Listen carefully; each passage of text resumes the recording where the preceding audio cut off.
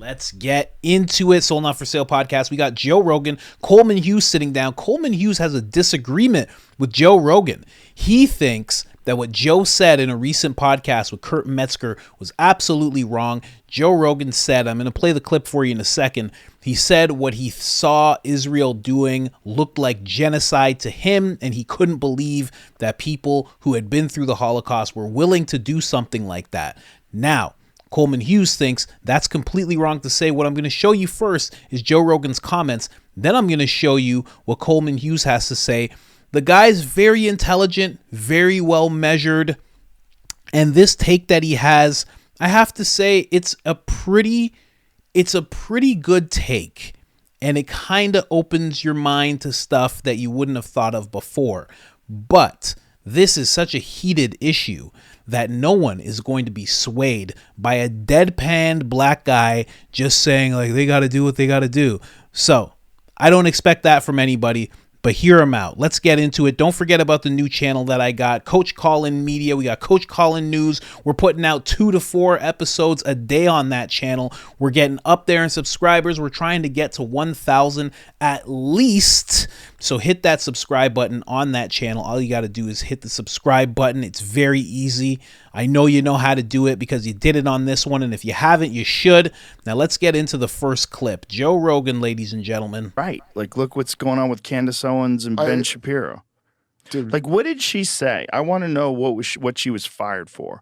Because was it criticism of Israel? Was it, I mean, did she show that Edward Snowden video that he put up on Twitter that shows them maybe drone bombing those kids that are, those men, I should say, unarmed people that were walking towards the rubble that clearly weren't causing any danger to anybody? Yeah, right. They just bombed them. Yeah, no, it's your duty. It's just like for Biden or whoever you like, you're supposed to cover up for them because. But the whole thing is like they're always saying they're only targeting Hamas and everybody else is a casualty. Well, if those guys are just unarmed civilians and they're walking alone, that's what they appear to be. Dresden. And you just blast them from the sky with robots. This is the tragedy of war. Yeah, this is insane. And no one knows what to think now because if you can't talk about that, if you can't say that's real, then you're saying that genocide is okay as long as we're doing it. And that is what we're saying. And if you're saying that from a perspective of someone who literally went through the Holocaust, or your people, your tribe, went through the fucking Holocaust, and now you're willing to do it? I hope the irony's not lost on you. It's so nuts. It's so hard to imagine that someone where a culture, like a country was like officially founded in, what, 47? 48. 48? Okay. Officially founded. So that's so recent. and you guys are willing to do what was done to you that led you to believe that you needed to start your own country? You're willing to do that at least on a small scale in Gaza. Like there's nothing left. If you see the videos, let's see some recent footage of Gaza. Now, I'm going to show you the other clip of Coleman Hughes disputing what Joe Rogan said. But I have to say that even though you're going to hear Coleman Hughes say a bunch of stuff, and it's very intelligent, it's very well measured and level-headed and everything, it doesn't really take away from what Joe Rogan's saying there in terms of him saying that there's nothing left. And then he shows some footage of it, and I've shown footage of it, and it's just like a bunch of rubble. And yeah, I'm sure that's not everywhere, but it's quite a bit. It doesn't really take that away. And what I notice in this clip is they don't really touch on what Joe Rogan's touching on in this clip, which is the unarmed people getting blown up out of nowhere. Now, other than that, it's fine. Now, it's not fine, but you know what I mean. Now, I will say one thing. Coleman Hughes came onto this podcast to talk about his book. You know what? I'll get into that after. All I'm going to say is this is the only thing he talked about in depth, which seems really odd to me because you just released a book. Your MO mostly is looking at race relations in America, but this topic is the thing that you were most educated on, most passionate about, most defensive about, most, it seems very odd to me, but we'll get into what I think afterwards. Let's go. There's probably gonna be a lot of pressure for them to not approve. Wow. That's how I listen to things, folks. I'm a maniac. What can I say? I like everybody to sound like Ben Shapiro. Let's go. Prove it. Just based on his age, the age gap is 30 years, which is just wild. Right. But there is a difference between Mike Tyson and a regular person. There just is. I listened to your podcast with Kurt Metzger, who I know, and I've been on his podcast, had a great time on his pod. He's a fun dude. He is. But I think I disagree with you both kind of on the Israel issue, on the idea. There was one point where you were kind of saying it's almost as if the Jews are doing what was done to them. Well, as if it's genocide. I'm saying that when you're killing 30,000 innocent civilians in response to something that killed 1,200 innocent civilians, and you're continuing to bomb an area into oblivion, which is what it looks like when you're looking at Gaza. There's many people that have made the argument that that is at least the steps of genocide or a form of genocide. You're destroying thousands and thousands of people's homes and killing them. So when you say 30,000 civilians, it's not 30,000 civilians that have been killed, though. How many thousands have been killed? So according to Gaza Health Ministry, which is run by Hamas, the number they have is 32,000, but they don't distinguish between Hamas and civilians. How many members of Hamas are there? 40,000, something like that. I don't think the number is known, but it's tens of thousands.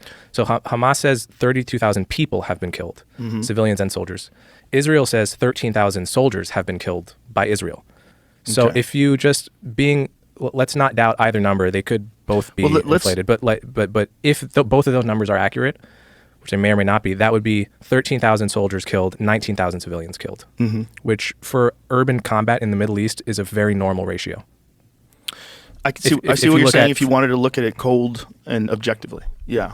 But I hope it doesn't come across cold because... But it's mostly women and children that are dying, that are dying because they're in a place where these terrorists are, right? I mean, it's not... Because the terrorists on purpose embed themselves with the civilian population, which is a war crime. Right, which is a strategy that they have clearly employed. When you see them, and when the IDF went into that hospital and found Hamas... Just recently? Yes. Yeah. So it's real. It's not just a conspiracy theory. We know that that's real. But you're still talking about 20,000, whatever it is, of innocent people getting bombed into the Stone Age. And then there's this, like... What are the pressures that are being put on people that are trying to deliver aid? How difficult is it? So my understanding of the aid issue, and I've looked into it quite a bit, is that the aid is getting into Gaza. They've gotten over 1/4 ton of food into Gaza since the beginning of the war, which is pretty similar to the food that was getting in. The problem is it's not getting to the people, especially in the north, because the north is a war zone. So it's getting through the border. Israel's allowing it in. But then what happens is the IDF doesn't control the delivery. The delivery is controlled by humanitarian organizations like UNRWA and just a whole bevy of humanitarian organizations. And they have these aid convoys going to people, but then Hamas hijacks it, random gang of people, Palestinians hijack it, hungry civilians hijack it. And it's an absolute mess in terms of distributing the aid. And that's why you see, and there was a problem in the war in Iraq too. What was the case when it was being reported? It's very difficult to know when, you're getting the Hamas version of a story and then you're getting the Israeli version of a story. What happened when there was the aid truck and people started getting shot? The one last night? No, it was a while ago. Oh, okay. So yes, that one? That was a couple weeks ago. That I don't have the full detailed version up to date of what happened there. But I believe it had something to do with a clash between the IDF and other Palestinians that were involved in distributing the aid. Because what you have is you have Hamas, but you also have powerful families in Gaza that you could call them sort of criminal syndicates or whatever, but they're powerful, important families as well that are also taking the aid sometime. And these are the families that if Israel is allowed and goes into Rafah and defeats Hamas, one of the possibilities is that they want to get these powerful Palestinian families to take over the Gaza Strip. And these people are also involved in the distribution of aid, or in the hoarding of aid, or in the stealing of aid, or in the taking of aid and then selling it for very high prices on the secondary market, which is why it may not be getting to everyone in the north. So are those the people that the Israeli soldiers shot? No, I think it turned into it could have been a panic firefight, and they killed civilians. What caused the panic firefight? I don't think there's details. That I don't know. So the accusation was that they were shooting people that were trying to get aid. Yes. Yeah. Yes. And you don't think that's the case? I think it's very unlikely. Is it possible? Yeah, it's possible. Absolutely. My assumption is that there is going to be war crimes in this war. Right. Because, and I know Kurt would probably say I'm doing the tragedy of war thing, but it's actually a legitimate point in every single war, even the just ones. There are war crimes by berserk soldiers, by the good guys. Yeah. That doesn't mean it's genocide. and that doesn't mean it's not a just war. That is a very important point, the war crimes thing, because I think when you're asking someone to follow and obey rules, when you're also asking them to murder people that they don't even know, and that these are the bad people, like you have it in your head that those are the people that you have to kill, and you're getting shot at, and you're watching your friends die, and you're 2 years into this now, whatever it is, when you're in Ukraine, for instance, you're 2 years into getting shot at, and like I'm sure they do some horrific shit if they catch people, or if they get someone that they think is on the other side, or someone who looks like they're on the other side. It's you're asking a person to do an insanely evil and horrific thing, but then stop when the rules don't apply, and some people are not going to do that. That's right. And I think that the fundamental difference between Israel and Hamas is Israeli society, however imperfectly, is not going to celebrate the monsters on their own side when they're really found to be monsters. They're not gonna hand out candies to people who kill Palestinian civilians like Hamas does, in reverse. And so my feeling about it is still that, any nation that suffered what Israel did on October 7th, everyone in the country would be saying, you have to go get these guys. You have to eliminate this organization that did this. And if they're 80% finished with that job, it would make no sense at this point to stop before you've cut out the last 20% of the cancer, or before you've put out the last 20% of the fire, right? Even with all of the absolute suffering that is real on the Palestinian side, so that's how I feel about it. And I think it's very, very distinct from genocide, because genocide is when you're trying to maximize civilian casualties. I think Israel, however imperfectly, is doing the opposite. They're trying to minimize civilian casualties. That's interesting. What would people say that would disagree with you when they talk about targeting mosques, targeting hospitals? And we know that some of the targeting hospital stories are just not true. Like the New York Times printed a story saying that the hospital was bombed and that X amount of people died. When it turns out the bomb actually hit the parking lot of the hospital. Right. And a very small amount of people died. We talked about that last time. Yeah. So there is some... But there have been for sure targeting of mosques, like for instance. Do you think that's because Hamas uses these mosques? Absolutely. So when they're blowing up their infrastructure and bombing the mosques and bombing whatever it is, schools, they're doing it because Hamas is in those schools. They're doing it because they have good faith intelligence that Hamas is in those schools. And they tell them these people are using human shields, and they say, well, the most important thing is getting rid of Hamas.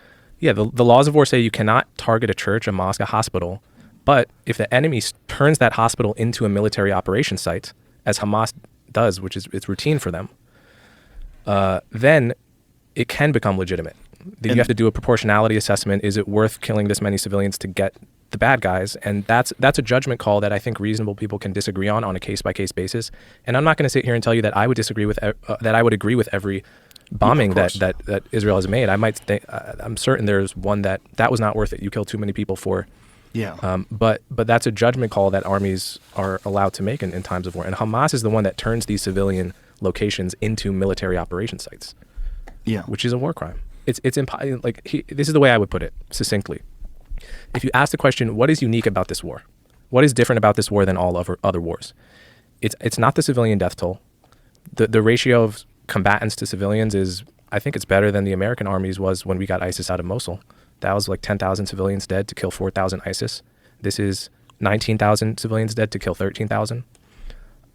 It's not that, what's unique about this war, unlike every other war that I could think of, is you have an army in Hamas that has perfected the art of embedding itself, enmeshing itself with civilians so that you cannot hit them without hitting the people around them. Other armies have done this, but none have perfected it to the extent that Hamas has. No army. Interesting. I let it run a little long there because, again, I wanted to hear what he had to say. But again, I will say that this guy's main thing is to end race politics. He sees the divide going on in America. He wants black people to think differently. He wants white people to think differently. He wants content of character, not color of skin. He's written a whole book about it. He's going on a podcast tour to promote this book and to promote the concepts in it. The one thing that he touches on the most is this issue. Now, for me, being the person I am, wearing my tinfoil my tinfoil Speedo, I would say this gentleman came with an agenda. if you notice, there's a reason why I played the clip at the point where I did. They were talking about boxing. There was a second lull in the conversation, and he took that to go from Mike Tyson and boxing Jake Paul, to go over to this topic and have this disagreement where he spiels out his whole thing about what he thinks. I'm just going to say he definitely came with an agenda. Why? I do not know. He's 28 years old. He's been focused on race and politics for so long. But this is the thing where he, again, I've watched the whole podcast twice already. There is nothing else that he goes into as deep as this topic. There's nothing else. He has basically no emotion. He's not an animated person, not a theatric person. This is the most emotion he displays, the most passion he displays. It just seems so odd to me. But again, who am I to say, what you're going to be passionate about and why? But I will say, I'm very positive that this gentleman came with an agenda, because he's selling a book. You're supposed to sell. You're on the biggest platform in the world. You have a book to sell. But he goes, and this is no joke, he goes for 25 minutes on this topic where he's doing most of the talking and Joe doesn't get to talk all that much. Seems a little odd to me. Just saying. Now, if we go a little deeper, I will say this also. This is what happens when you're a guy who doesn't believe in God. When you don't believe in God, I'm telling you, because he's an atheist. He's an atheist. He thinks you close your eyes, you're gone. That's it. That's how it works. There's no thing that you do. There's nothing attached to any other realm or world or anything. He's a complete atheist. Doesn't believe in any religion whatsoever. When you are that type of person, you're able to go, yeah, the ratio is pretty good. 19,000 dead to kill 13,000 Hamas. It's pretty solid. Pretty solid. I don't know. I mean, the other one was 10K to kill 4. I mean, I don't know. We're doing a little better here. When I hear stuff like that, I'm just like, man, that's that anti-human generation that just, I don't know. I don't know what it is. But again, he doesn't want to sound cold, but he did. He sounded very cold about this whole thing. Although he did sound cold, but he did bring up a pretty good point. If those numbers are correct, saying that, the American army, it was 10,000 civilians for 4,000 ISIS versus 19,000 civilians for 13,000 Hamas. That is them doing a little better in regards to ratio. Now, I think those numbers are like that because Americans didn't have the option of, well, I shouldn't say they didn't have the, it's America we talking about. Of course they had the option. They could just bomb buildings. They could just be like, guys there, bomb it. But, and I've talked about this before, they did have a lot of boots on the ground, and it was a lot of guys walking with translators, and hey, we think there's a guy here. Can you go and talk to the people and see if we can find this guy? Translator goes and talks to him. They actually find the guy. They go into a house. They might hit a civilian or two, but they get the guy. That's the reason why I think their numbers are a little lower as a whole, because they were doing a lot of on the ground stuff. From what I'm seeing, the IDF isn't doing too much on the ground stuff. They're just doing a lot of, they're there. That's the school. We have good intelligence. Bang.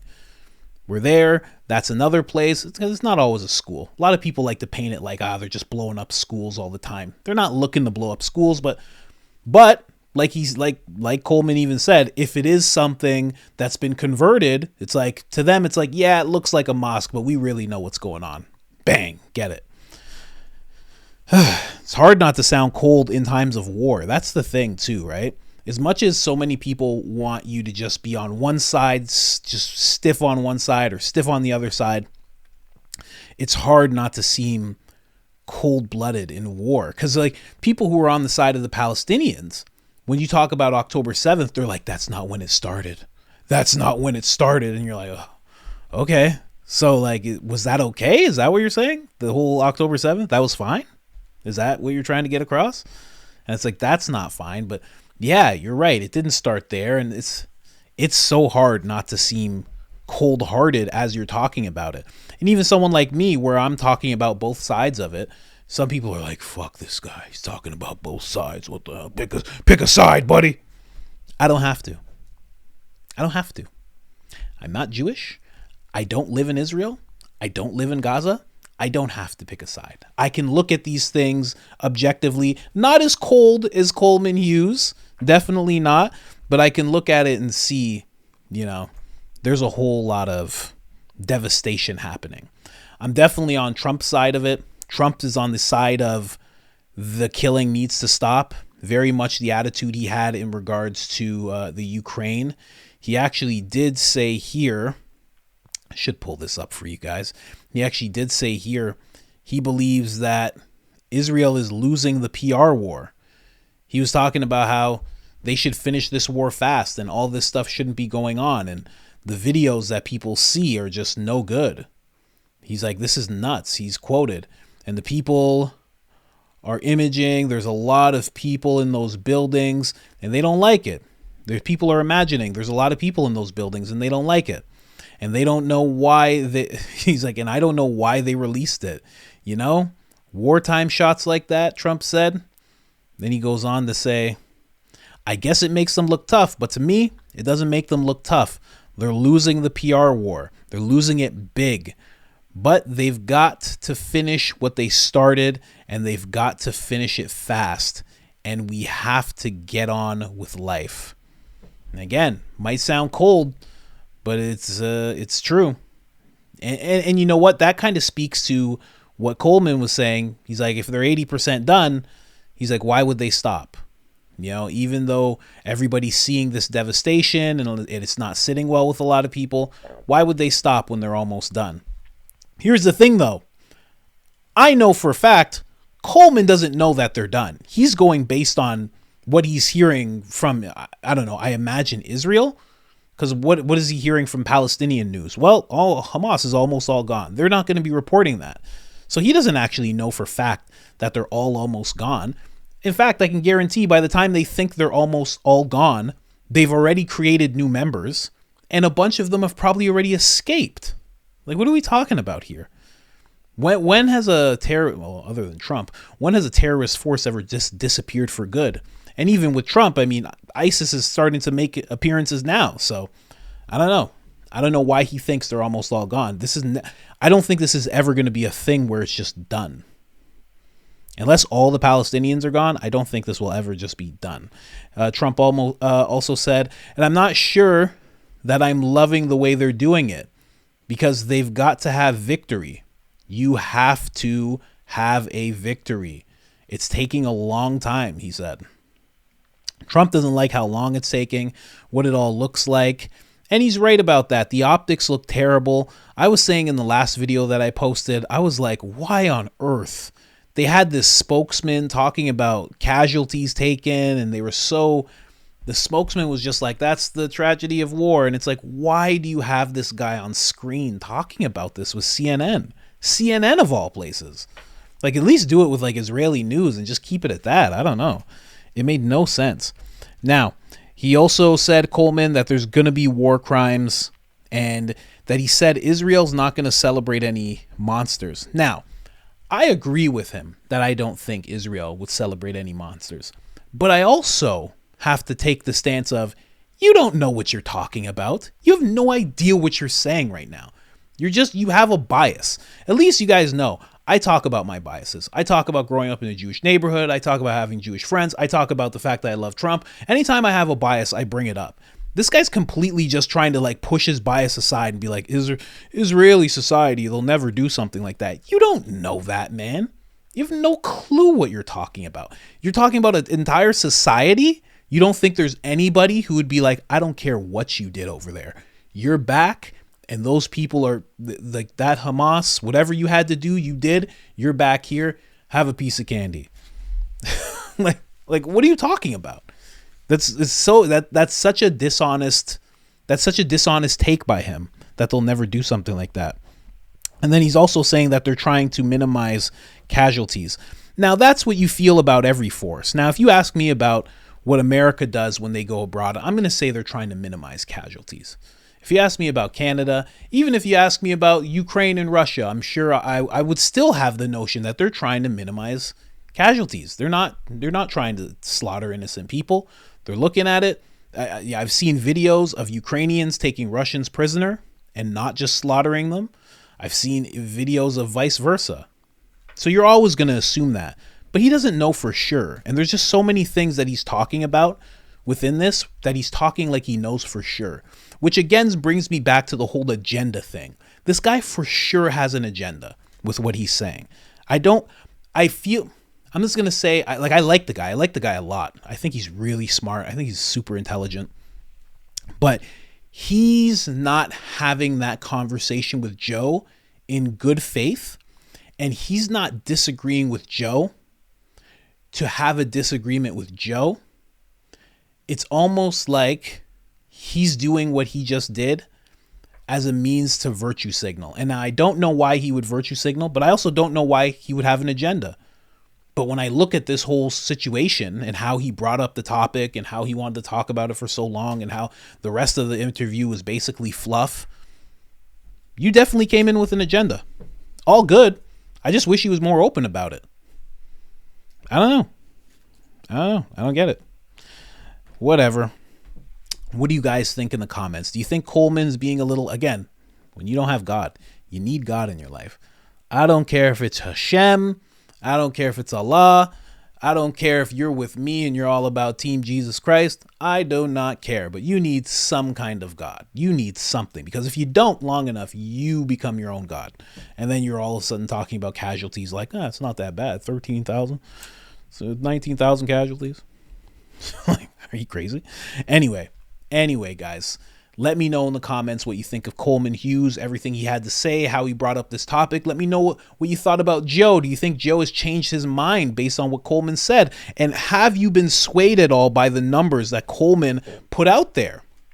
Talking about U.S. forces killing 10,000 casualties in order to get 4,000 ISIS versus Israel killing 19,000 casualties to get 13,000 ISIS. Hamas. Do you think that's a good ratio? Do you think those are good ratios if they're acceptable? Other than that, guys, don't forget to subscribe to the second channel. We're trying to hit 1,000 subscribers. Like, subscribe, share. I'm out.